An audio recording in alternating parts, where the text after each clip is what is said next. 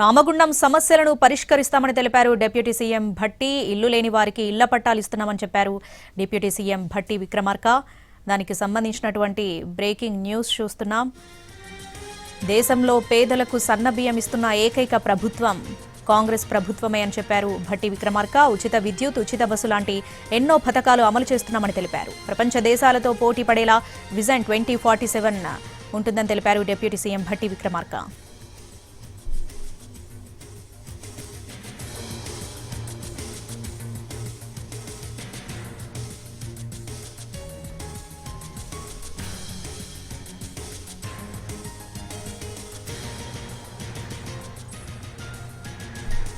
ఇల్లు లేని వారికి ఇళ్ల పట్టాలు ఇస్తున్నామన్నారు డిప్యూటీ సీఎం భట్టి విక్రమార్క. రామగుండం సమస్యలను కూడా పరిష్కరిస్తున్నామని చెప్పారు. ప్రపంచ దేశాలతో పోటీ పడే విధంగా విజన్ 2047 రూపకల్పన చేశామన్నారు భట్టి విక్రమార్క.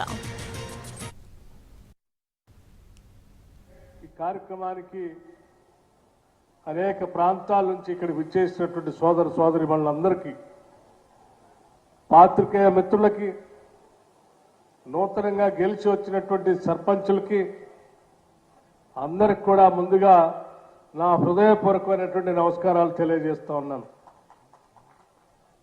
అట్లాగే మీ అందరికి కూడా నూతన సంవత్సర శుభాకాంక్షలతో పాటు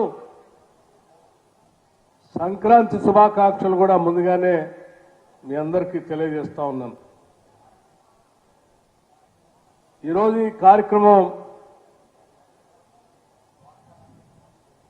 పేదవాళ్లకి, ముఖ్యంగా ఇల్లు లేనటువంటి నిరుపేదలకు ఆత్మగౌరవంతో బతకడానికి ఇందిరమ్మ ప్రభుత్వం మొదలుపెట్టినటువంటి ఇందిరమ్మ ఇళ్లని,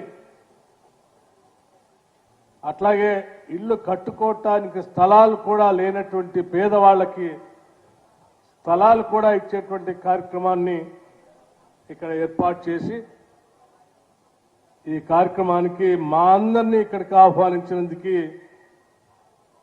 రాజ్ ఠాకూర్ గారికి నేను ప్రత్యేకంగా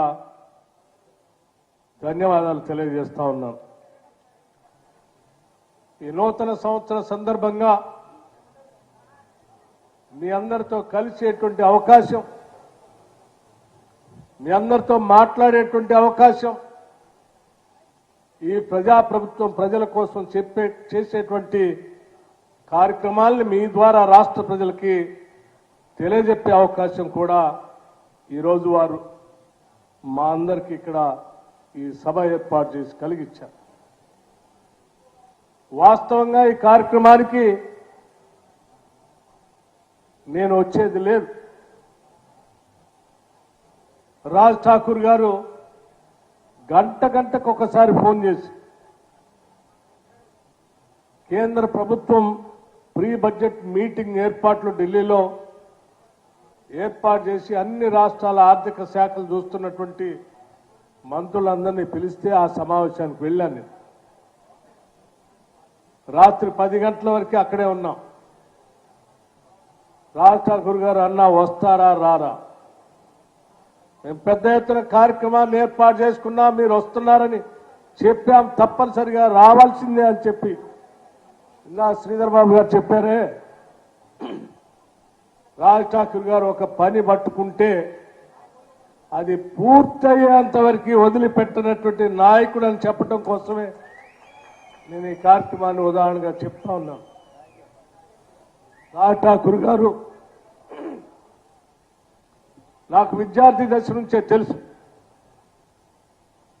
90 నుంచి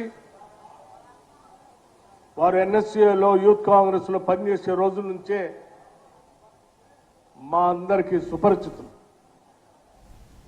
కాంగ్రెస్ భావజాలం పేద ప్రజలకు ఏదో చేయాలనేటువంటి తపన